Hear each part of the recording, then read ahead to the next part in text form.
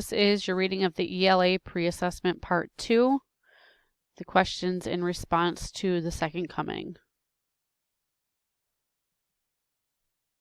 Number 1. In the first line, what does gyre most likely mean? A, a revolution or a circuit, a full circle. B, a repetitive motion. Or C, a gear to a machine. Number 2. In line 2, what can you infer a falconer is? A, Captain Falcon's caretaker. B, someone who pretends to be a falcon. C, someone who takes care of a falcon. Or D, a type of predatory bird.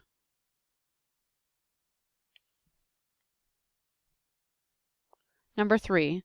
How does line 3 clarify the meaning of line 2? A, the center can't hold on any longer.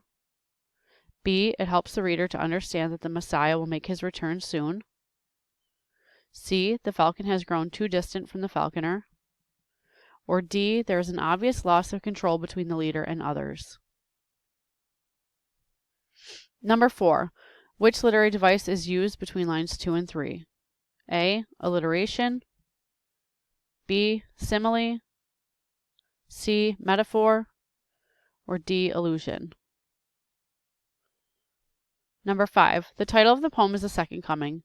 Besides the allusion to another appearance of the Messiah, what else might the second coming refer to? Please answer in at least 5 sentences with at least one piece of evidence and citation.